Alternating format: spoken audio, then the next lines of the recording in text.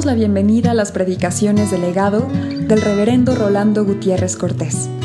Esperamos que sean de bendición e inspiración para tu vida.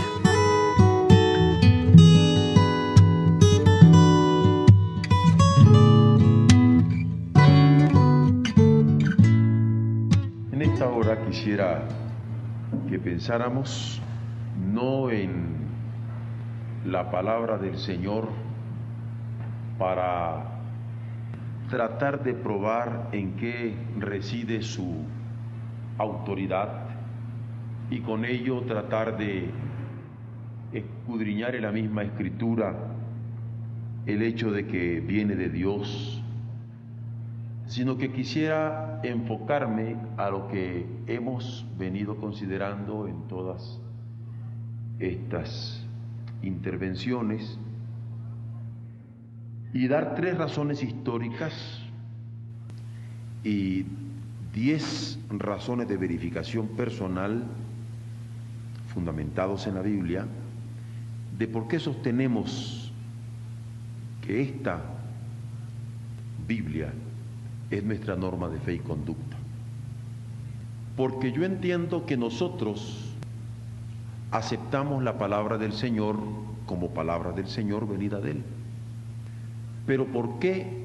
Nos puede preguntar el mundo, es que aceptan ustedes esta palabra como norma de su fe y como norma de su conducta. Y como dice el apóstol Pedro, nosotros tenemos que dar razón de nuestra fe. Y por ello quiero dar 3 razones históricas, les decía, y 10 razones de verificación personal, siempre fundamentados en la Biblia para ello. Las 3 razones históricas son muy sencillas. Primero, porque esta Biblia ha sido para Israel norma a través de los siglos, especialmente lo que nosotros conocemos con el nombre del Antiguo Testamento. Y este Israel es el antecedente de pueblo de Dios al cual nosotros también pertenecemos como iglesia. En segundo lugar, nosotros aceptamos la Biblia como nuestra norma de fe y conducta porque también fue norma de fe para Jesús y así lo atestiguan los evangelios y en breve lo vamos a constatar. Pero en tercer lugar, porque la iglesia cristiana a través de los siglos también la ha tenido como su norma de fe y conducta, y basándose en ella es que se ha podido sostener tanto con los escritos del Antiguo Testamento como del Nuevo Testamento posteriormente a través de las edades. Estas son 3 razones históricas para nosotros.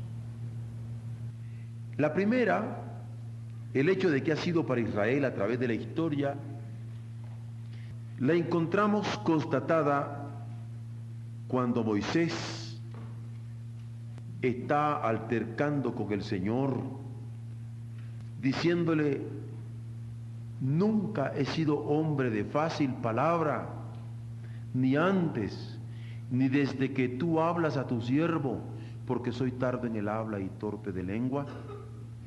Y Jehová le responde a Moisés, ¿quién dio la boca al hombre? ¿O quién hizo al mudo y al sordo y al que ve y al ciego? ¿No soy yo Jehová? Y le dice Dios a Moisés, ahora ve, yo estaré con tu boca y te enseñaré lo que hayas de hablar.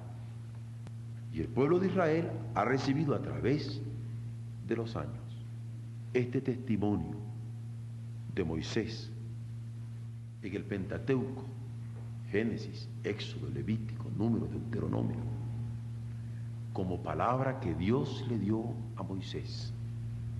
Y como tal, la han respetado, la han estudiado, la han considerado, la han creído, han vivido y han sido sustentados por ella a través de todas las vicisitudes que han tenido que sufrir.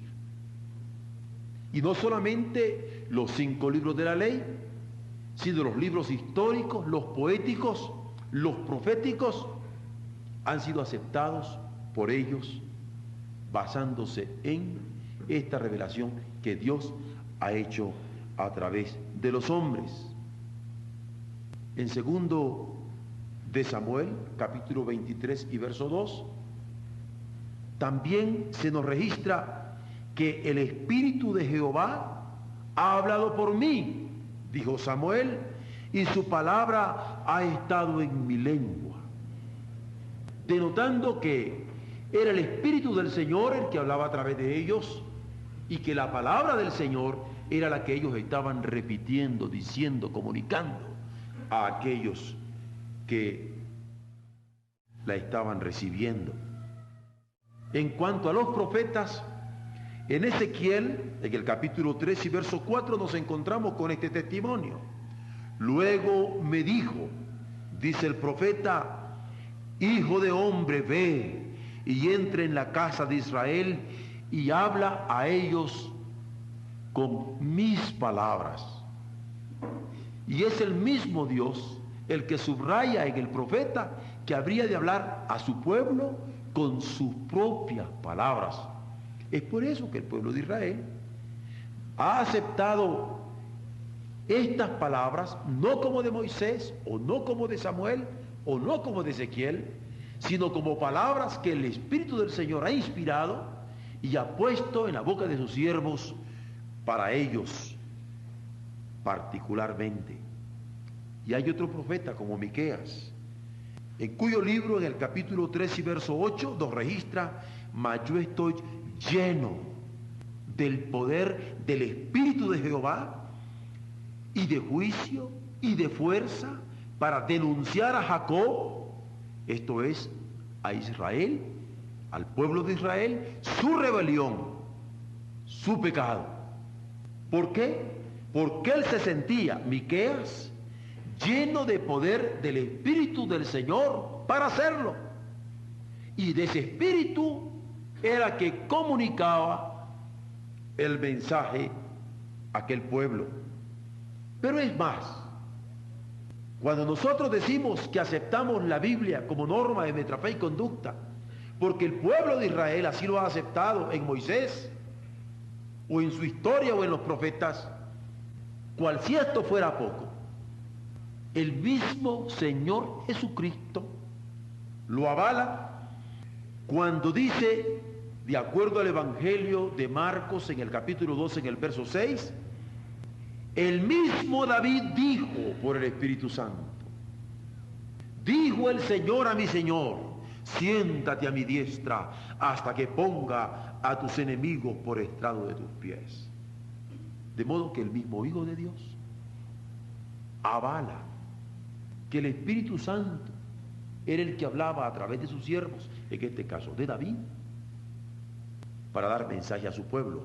Pero cual si esto fuera poco, en el Evangelio de Lucas capítulo 24 y verso 44 nos registra que le dijo: estas son las palabras que os hablé, estando aún con vosotros, que era necesario que se cumpliese todo lo que está escrito de mí en la ley de Moisés, en los profetas y en los salmos, reconociendo de esta manera Jesús, el Cristo, el Hijo de Dios, que tanto la ley de Moisés como los salmos del pueblo de Israel, como los profetas que habían tenido a través de la historia, daban testimonio de él.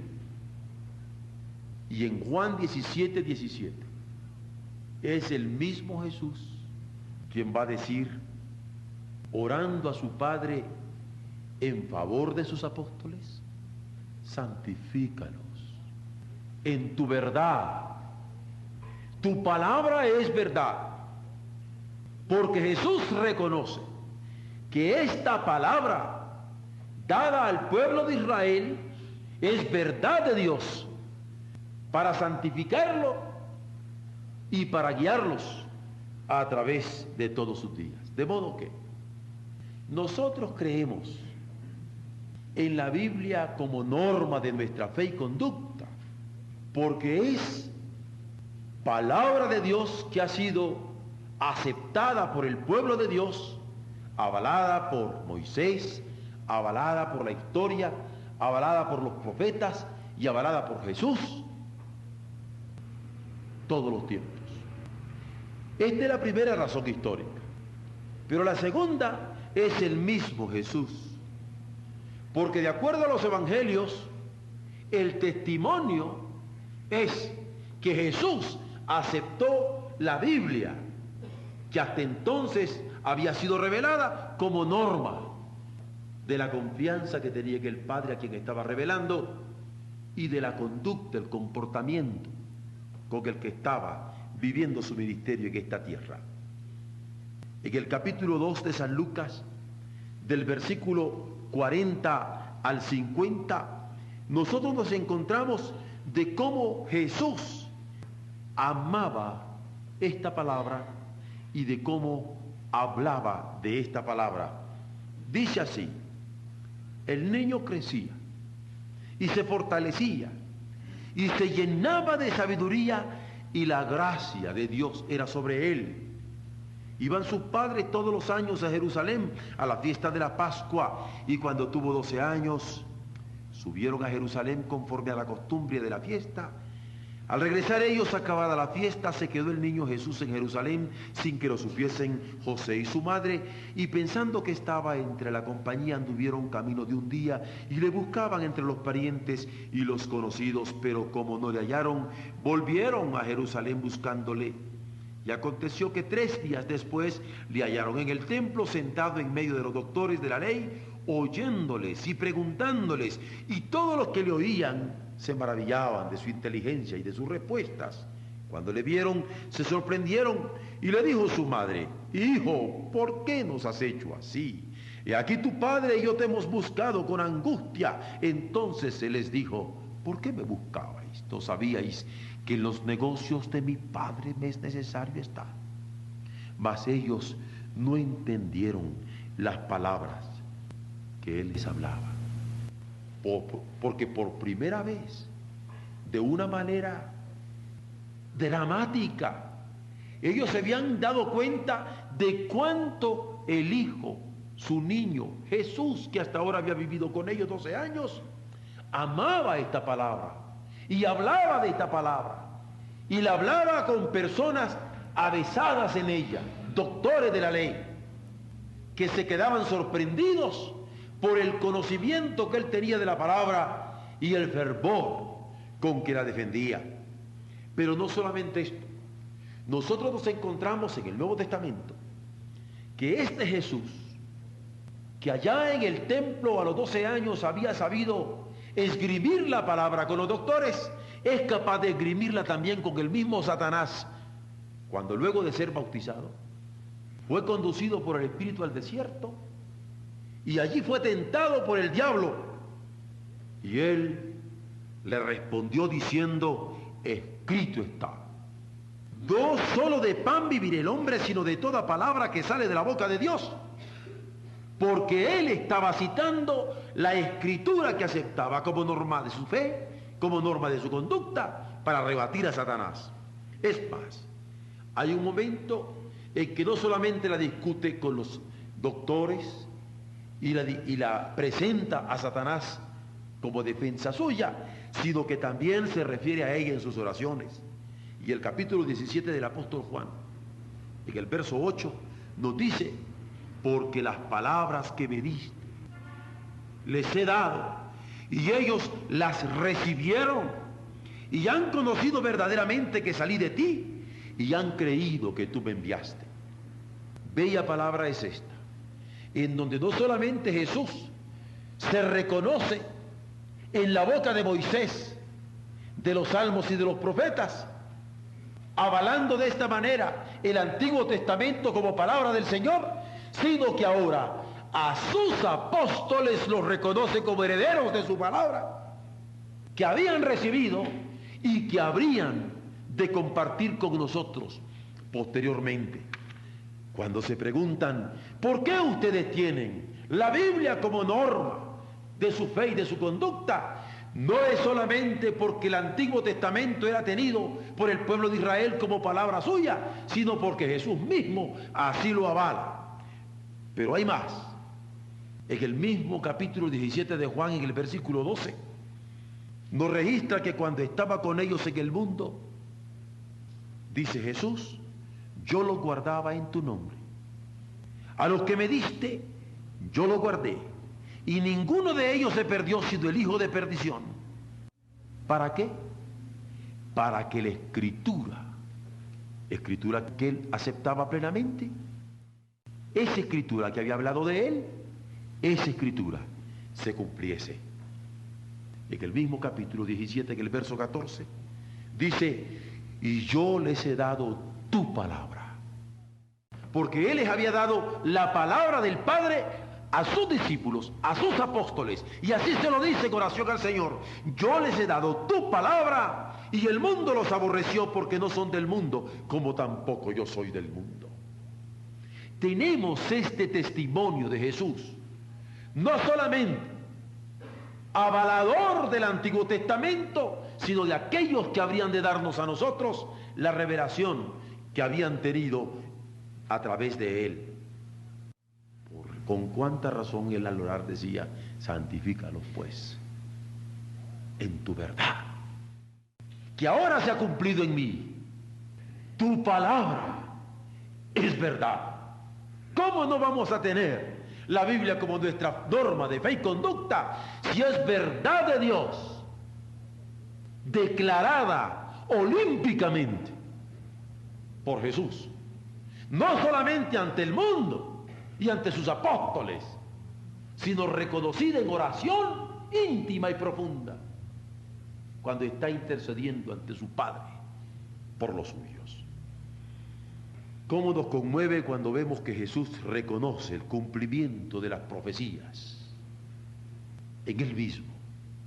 En Juan 5:39 hay un momento cuando él va a decir, escudriñad las Escrituras, porque a vosotros os parece que en ellas tenéis la vida eterna, y ellas, las Escrituras, son las que dan testimonio de mí.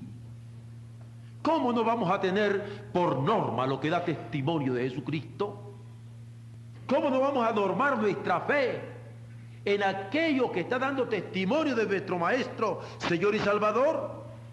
Es más, en Juan 5:46 Jesús va a decir, si creyeseis a Moisés, me creeríais a mí, porque, esto lo dice Jesús, de mí escribió él, de mí es que escribió Moisés. Y ya en el capítulo 13 del mismo Evangelio de Juan, en el verso 18 y 19, dice, no hablo de todos vosotros, yo sé a quienes he elegido, mas para que se cumpla la Escritura. Porque la Escritura ya lo había anunciado, el que come pan conmigo levantó contra mí su calcañar. Desde ahora os lo digo, continúa Jesús, antes que suceda, para que cuando suceda creáis que yo soy. Porque la traición de Judas estaba prevista justamente en la Biblia, y el Señor ve cómo se está cumpliendo. Y en Juan 15:25 continúa, pero esto es para que se cumpla la palabra que está escrita en su ley. Sin causa me aborrecieron, porque ya la palabra escrita de Dios había profetizado que el Hijo del Hombre sería aborrecido por ellos. Y en Mateo 5:17 el Señor va a decir, con justa razón, allá en su sermón de la montaña, para que nunca lo olvidáramos nosotros, y para que si alguna vez dudáramos de tener la palabra de su Padre como norma de nuestra fe, recordáramos lo que él estaba diciendo. Declara, no penséis que he venido para abrogar la palabra de mi Padre. Yo no he venido para abrogar la ley o los profetas. No he venido para abrogarla, sino para cumplirla. Porque la palabra de mi Padre es fiel y en mí se habrá de cumplir. Y en Lucas 22:37 continúa: os digo que es necesario que se cumpla todavía en mí aquello que está escrito, aquello que está predicho, que sería contado con los inicuos, porque lo que está escrito de mí tiene cumplimiento. Y continúa en Lucas 24:27, cuando va con sus discípulos en el camino a Emmaús y detecta que van carcomidos de duda, más bien de incredulidad, reprochando incluso lo que andaban diciendo esas mujeres de que él había resucitado, porque él, comenzando desde Moisés y siguiendo por todos los profetas, les fue declarando paso a paso en todas las escrituras lo que de él había sido dicho. Pero esto no es todo. Cuando nosotros decimos que creemos en la palabra de Dios como nuestra norma de fe y conducta, en virtud de que Jesús aceptó esta palabra como norma de su fe, es porque Jesús supo usar esta palabra para hablar con personas. Nicodemo fue un ejemplo. Si tomamos nosotros el capítulo 3 del Evangelio de Juan y lo leemos desde el 1 hasta el 15, por no decir hasta el 16, veremos cómo con un rabino como Nicodemo, Jesús comienza a discutir las escrituras. Y hay un momento cuando le dice: y como Moisés fue levantado en el desierto, citando las escrituras, citando el Pentateuco, que él conocía muy bien, Nicodemo, así es necesario que el hombre, el Hijo del Hombre, sea levantado. Y Nicodemo se percata, al ser confrontado con la ley de Moisés, de que aquel con quien estaba hablando era algo muy diferente. Por eso termina diciéndole: nadie puede decir estas cosas si no fuera Dios con él. Pero si tan solo lo hubiera usado en conversaciones personales, podría quedar en poco, pero él la usa para predicar en público.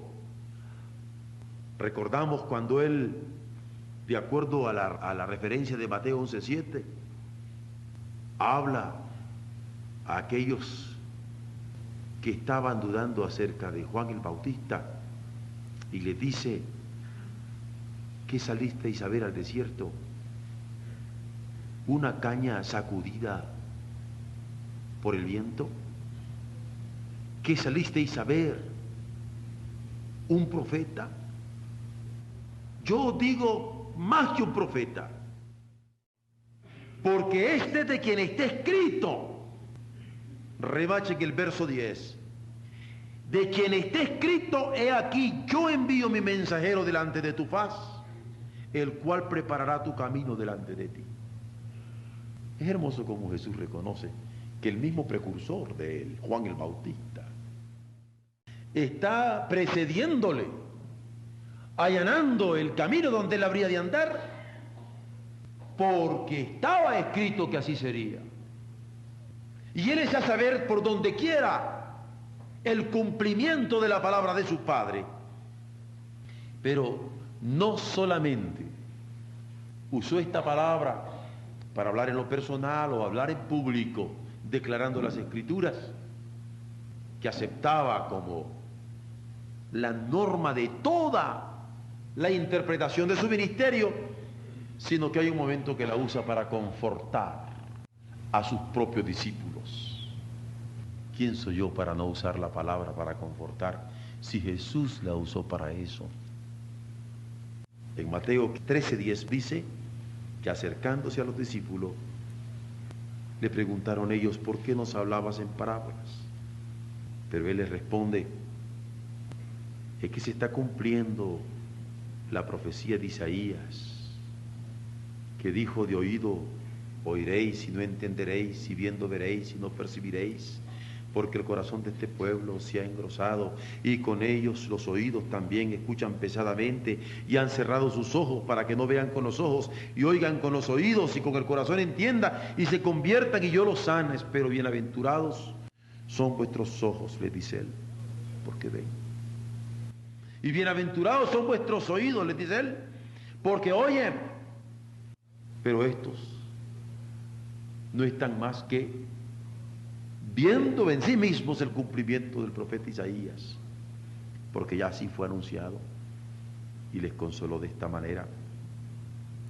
Pero también en un momento de tristeza, cuando ya estaban despidiendo a Jesús, próximo a su muerte, el Señor les consuela, porque cuando hubieron cantado el himno, nos registra Mateo 26, 30 y 31, y habiendo salido al monte de los olivos, el Señor les dijo: todos vosotros os escandalizaréis de mí esta noche, porque escrito está, heriré al pastor. Escrito está que las ovejas del rebaño serán dispersadas, y sé que todos vosotros os escandalizaréis de mí esta noche, pero ya está escrito.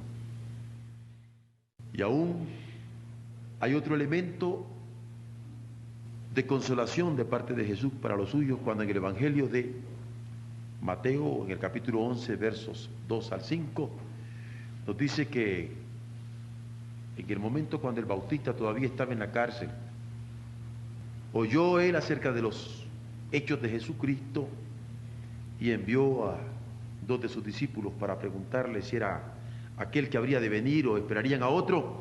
Y Jesús respondió a los que le preguntaban que fueran a hacer saber a Juan las cosas que habían oído y visto: que los ciegos ven, que los cojos andan, que los leprosos son limpiados, que los sordos oyen, que los muertos son resucitados, y a los pobres es anunciado el Evangelio.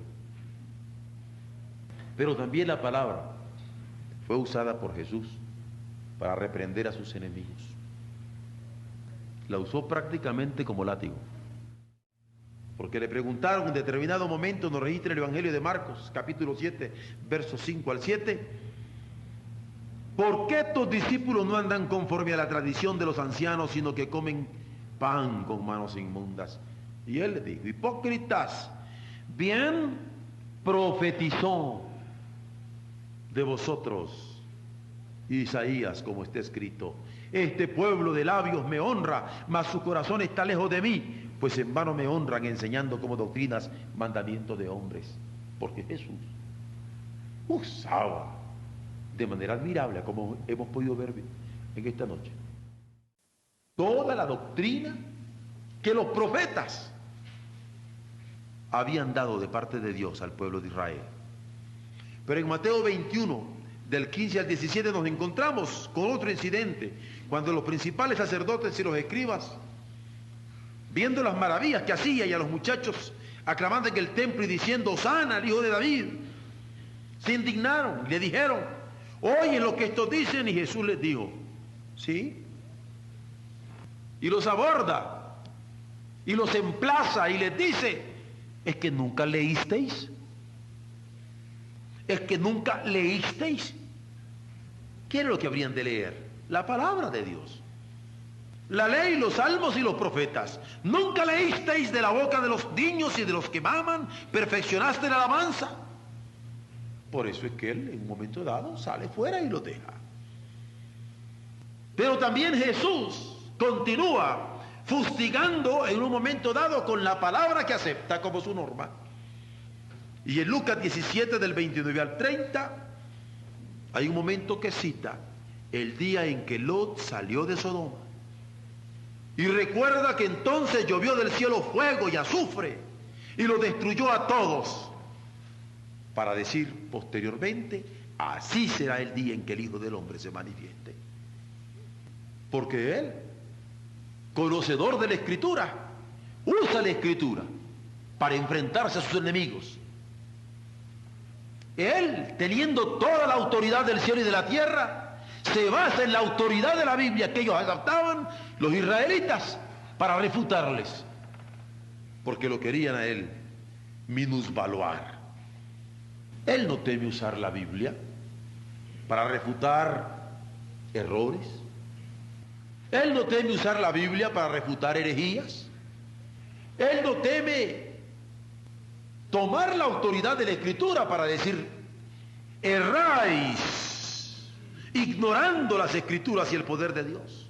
Es lo que nos registra Mateo 22, 29. Porque él usa la Escritura para combatir el error.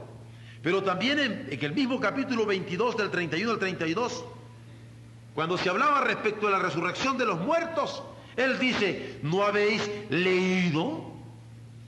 ¿No habéis leído lo que os fue dicho por Dios cuando dijo, yo soy el Dios de Abraham, el Dios de Isaac, el Dios de Jacob?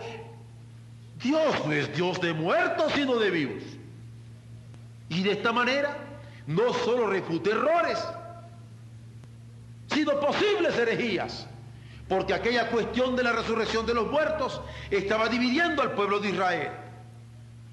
Los saduceos no lo aceptaban y se sentían intérpretes fieles de la Escritura, pero el Señor pone el dedo en la llaga y les hace ver de que aquella negación de la resurrección de los muertos era un craso error que tenían que ver, que no podían aceptar que Dios era un Dios de muertos. La resurrección era necesaria porque Dios era un Dios de vivos, y así, basándose en la Escritura, se los muestra.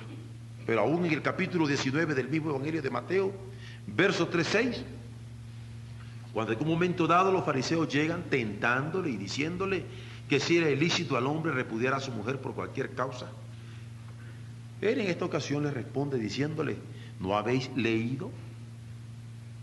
Y este término leído lo usa una y otra vez el Señor, porque ataca el analfabetismo funcional, es decir, aquellos que sabiendo leer no leen, o que leyendo no leen la intención de la palabra del Señor. Por eso le dice, ¿no habéis leído que el que los hizo al principio, varón y hembra los hizo? Y dijo, por esto dejará padre y madre y se unirá a su mujer y los dos serán una sola carne. Así que no son ya más dos, sino una sola carne. Por tanto, lo que Dios juntó no lo separa el hombre. Porque el Señor usa la palabra para combatir errores de aquellos intérpretes de la ley. Pero también en este mismo Evangelio de Mateo, en el capítulo 22 del 41 al 46, nos encontramos de cómo el Señor sigue usando la palabra como su norma, la norma de su conversación, la norma de su doctrina, porque él que venía a revelar lo que Dios, el Padre, le permitía hacer, les hacía ver en la Escritura los antecedentes de los cuales venía hablando. En este caso, estando junto a los fariseos, Jesús les preguntó diciendo, ¿qué pensáis del Cristo? Porque el Mesías era algo que ellos debían estar esperando. ¿De quién que creéis que es hijo? ¿Creéis que el Mesías habría de nacer de alguien especialmente? ¿De quién creéis que es hijo? Y ellos le respondieron en esta ocasión que de David. Fue cuando él les dijo, pues ¿cómo David en el Espíritu le llama Señor? Reconociendo que David en el Espíritu estaba dando palabra de su Padre. Y le dice, dijo el Señor a mi Señor, siéntate a mi diestra, hasta que ponga a tus enemigos por estrado de tus pies. Y le reprocha y le dice, miren, pues si David le llamaba Señor, ¿cómo es su hijo? Y nadie le podía responder palabra, ni osó alguno desde aquel día preguntarle más, registra el Evangelio, porque el Señor está citando la palabra del Salmo. Cuando David dice, dijo el Señor a mi Señor, siéntate a mi diestra. Pero es más, en el capítulo 12 de Mateo, desde el 38 al 42, nos encontramos también con que Jesús continúa usando la palabra para refutar errores y herejías. Y así dice, entonces respondieron algunos de los escribas y los fariseos diciendo, Maestro, deseamos ver de ti señal. Y él respondió y les dijo: la generación mala y adúltera demanda señal, pero señal no le será dada sino la señal del profeta Jonás. Porque como estuvo Jonás en el vientre del gran pez 3 días y 3 noches, así estará el Hijo del Hombre en el corazón de la tierra 3 días y 3 noches. Y continúa el Señor citando no solamente hechos proféticos, sino hechos históricos de entonces, y les dice: los hombres de Nínive se levantarán en el juicio, porque aquellos hombres de Nínive habían sido testigos de aquel hecho de Jonás. Y les dice: ellos se levantarán con esta generación y la condenarán, porque ellos se arrepintieron a la predicción de Jonás, y aquí más que Jonás en este lugar. Y vuelve a citar: la reina del sur se levantará en el juicio con esta generación y la condenará, porque ella vino de los fines de la tierra para oír la sabiduría de Salomón, y aquí más que Salomón en este lugar. Porque para Jesús la palabra revelada de Dios, escrita en el pueblo de Israel y tenida por sagrada por ellos, era la palabra de su Padre, y la avala citándola vez tras vez para arrancar los errores de los que trataban de interpretarla para confundir gentes. Pero no solamente eso. ¿Saben ustedes que el Señor usó la Biblia como fuente de ilustración para sus mensajes? En el capítulo 6 de Mateo, el versículo 28 al 30 dice un pasaje que todos sabemos: ¿por qué os afanáis por el vestido? Considerad los lirios del campo, como crecen, no trabajan ni hilan, pero digo que ni aun Salomón, un personaje conocidísimo por el pueblo de Israel y registrada su historia en el Antiguo Testamento, lo trae él diciéndole: ni aun Salomón, con toda su gloria, se vistió así como uno de ellos. Y si la hierba del campo que oye, si mañana se echa al horno, Dios la viste así, lo hará mucho más a vosotros, hombres de poca fe. Y aquel mensaje de tener confianza en su Padre en la hora de las más duras necesidades es ilustrado por el Señor por un personaje que todos conocían en su historia y que estaba registrado, por supuesto, en lo que es su historia y que nosotros conocemos con el nombre del Antiguo Testamento.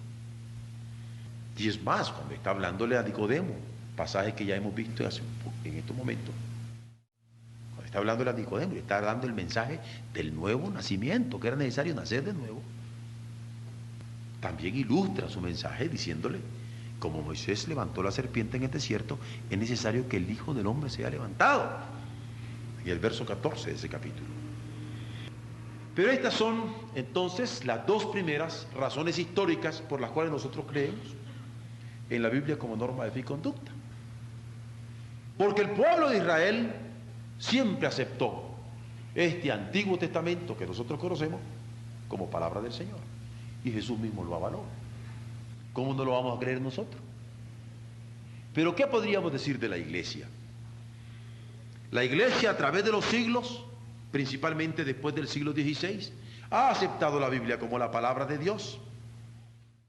Y la iglesia justamente tenía la Biblia como criterio de verificación para ver si lo que les estaban diciendo los apóstoles era verdad de Dios o no era verdad de Dios.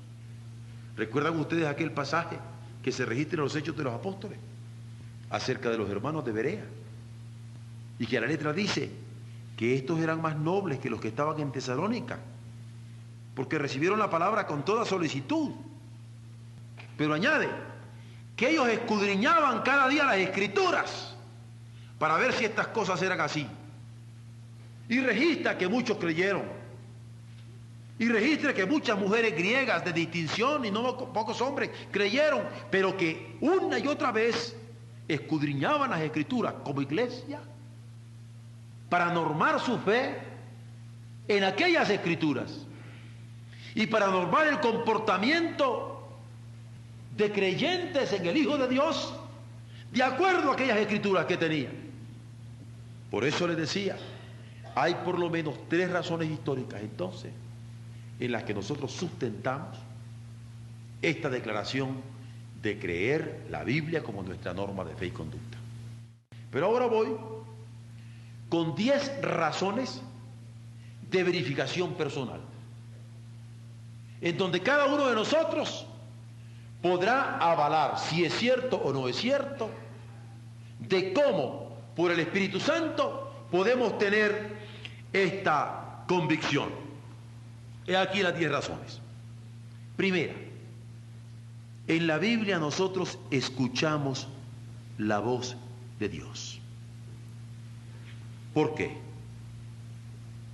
Porque Dios en su gracia nos permite escucharle en ella. No es una persona la que después de haber leído la Biblia, a veces sin que nadie más se le explicara, ha podido escuchar la voz de Dios personalmente, que le llama.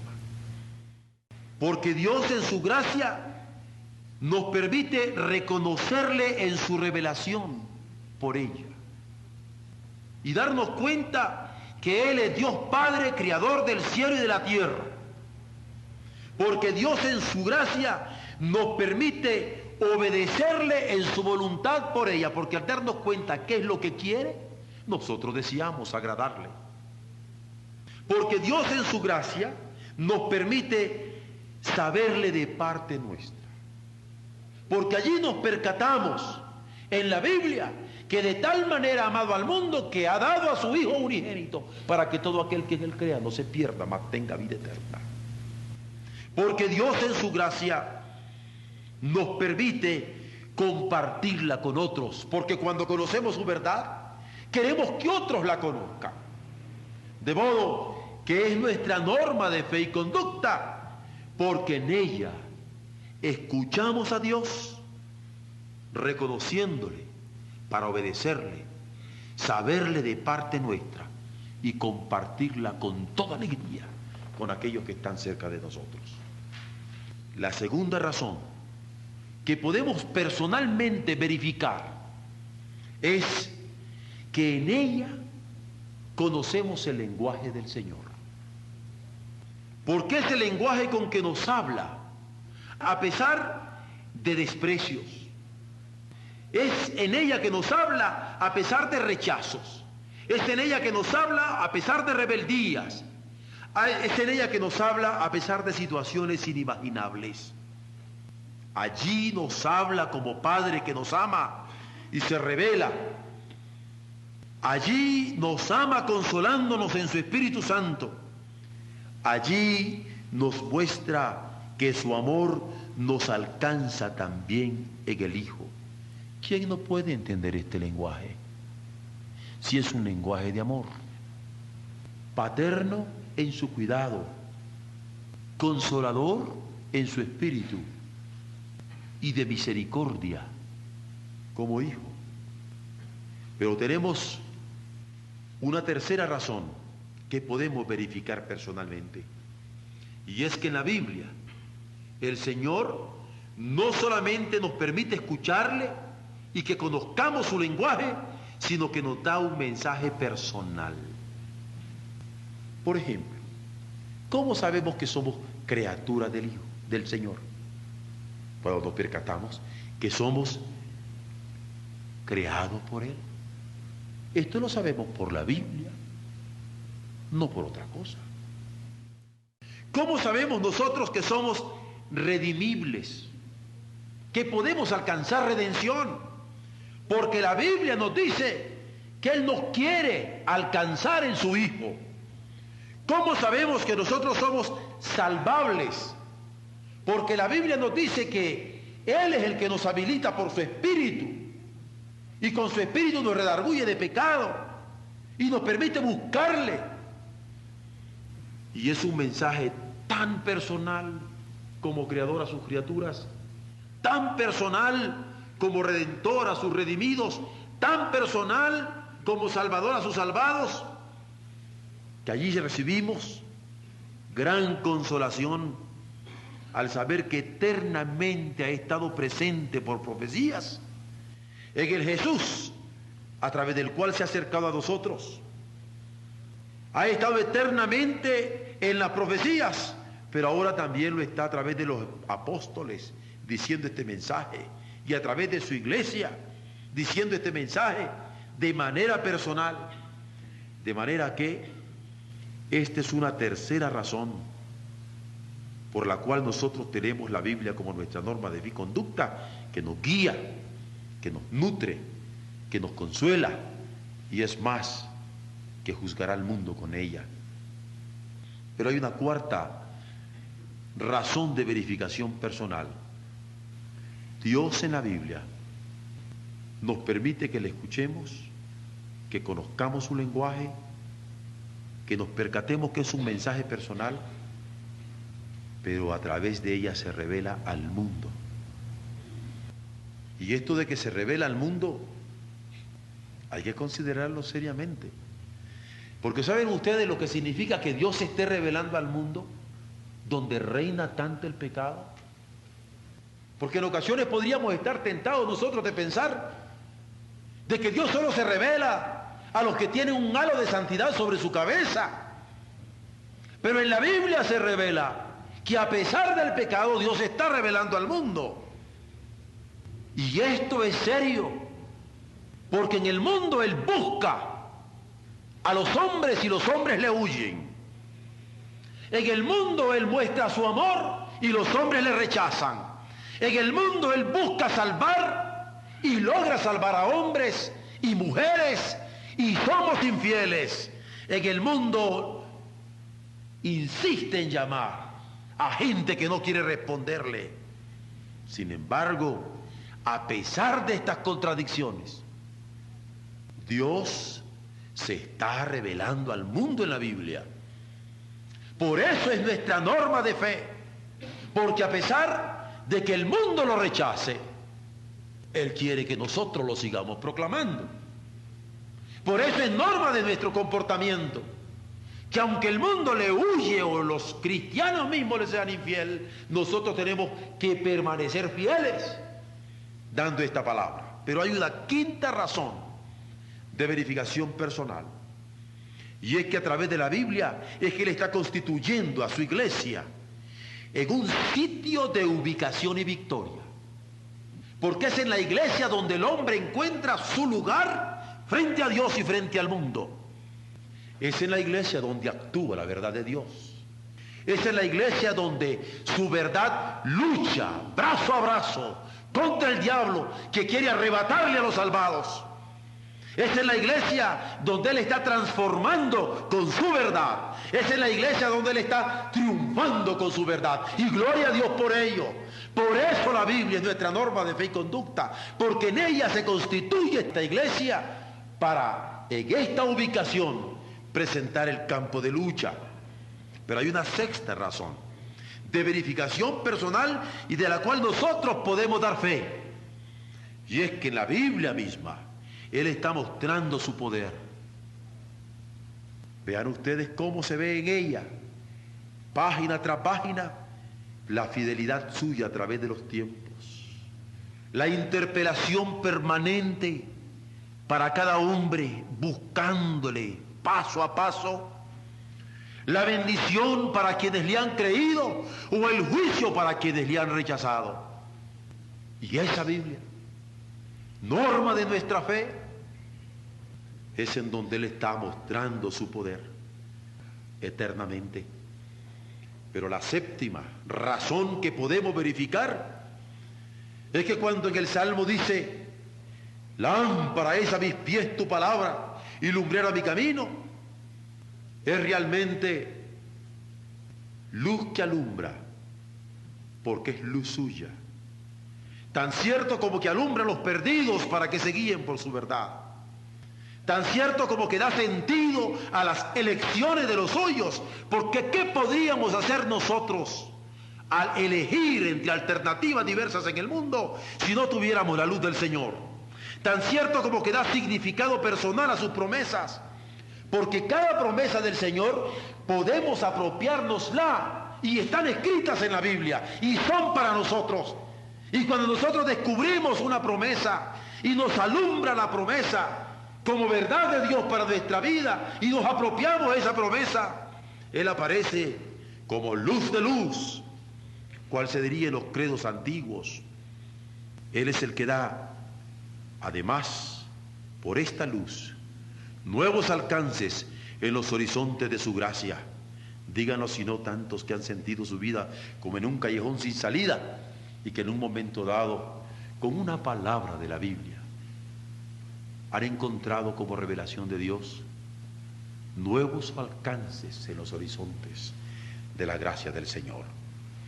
Pero hay una octava razón que podemos verificar concretamente, y es que en la Biblia conocemos las intenciones del corazón de Dios. Estas intenciones han sido verificadas por Israel. Vez tras vez Israel ha sentido el amor paternal del Señor.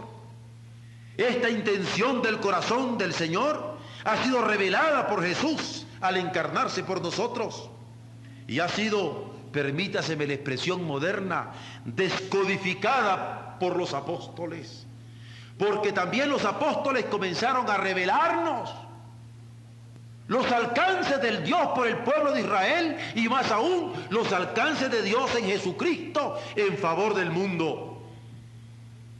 Y esta intención del corazón de Dios es ahora lo que estamos proclamando como iglesia, registrado en la Biblia para nuestra edificación. Y una penúltima razón es que en la Biblia se estructura nuestra predicación, porque la predicación es controlada por ella. Ella inspira nuestro mensaje, como dice la Escritura misma, que hay que procurar con diligencia presentarse al Señor aprobado como obrero que no tiene de qué avergonzarse, porque usa bien no su imaginación, no sus conocimientos, no sus argumentaciones, sino porque usa bien la palabra de verdad. Y ya hemos conocido a qué llamaba Jesús palabra de Dios y a qué palabra llamaba verdad de Dios para que fueran santificados sus apóstoles. Es esa palabra la que estructura nuestra predicación, porque además de inspirar el mensaje, avala el contenido, como cuando registra en Hechos 8 del 30 al 38, que Pablo, tal cual acostumbraba, iba discutiendo, declarando, exponiendo constantemente por medio de las Escrituras las razones de la crucifixión y resurrección de nuestro Señor. Es por eso que decimos que creemos en la Biblia como nuestra norma de fe y conducta, porque en ella estructuramos nuestra predicación no solamente para inspirarla y para que esté avalada, sino porque es la Biblia la que confirma cada promesa que nosotros podemos decir como iglesia y la que puede garantizar cada afirmación. Porque los hombres podríamos mentir, pero el Señor garantiza las promesas que ha ofrecido para todos los que crean en Él. Y es la Biblia la que puede verificar la fidelidad de la proclamación de la iglesia. Pero la última razón de verificación personal en que nosotros podríamos basarnos para decir por qué es la norma de nuestra fe y conducta es porque, de acuerdo al testimonio interno de la Escritura, es en ella misma que basarán sus juicios últimos. ¿Por qué? Porque es en ella donde se está revelando el misterio de Dios. ¿Por qué? Porque es palabra que ha creado, porque es palabra que ha sostenido al mundo, porque es palabra que ha guiado, porque es palabra que ha redimido cuando se hizo carne en Jesucristo, pero también palabra que juzgará. De modo que, en virtud de estas razones, es que creemos, nos conducimos y esperamos que por la palabra somos regenerados, que por la palabra somos congregados, que por la palabra somos guiados, que por la palabra somos reprendidos, que por la palabra somos estimulados a la fe en nuestras conciencias. Dios permita que como pueblo del Señor, nosotros, al ser interrogados de por qué creemos la Biblia como norma y fe de nuestra conducta, podamos sin ninguna vacilación saber las razones. Porque aquel pueblo de Israel lo tuvo y son nuestros antecedentes históricos. Porque Jesús lo aceptó plenamente y la usó de manera amplia. Porque la iglesia a través de los siglos lo ha sostenido, y yo diría, porque personalmente podemos verificar, por lo menos con estas 10 razones antes puestas, de que esta palabra del Señor norma nuestra fe y nuestro comportamiento.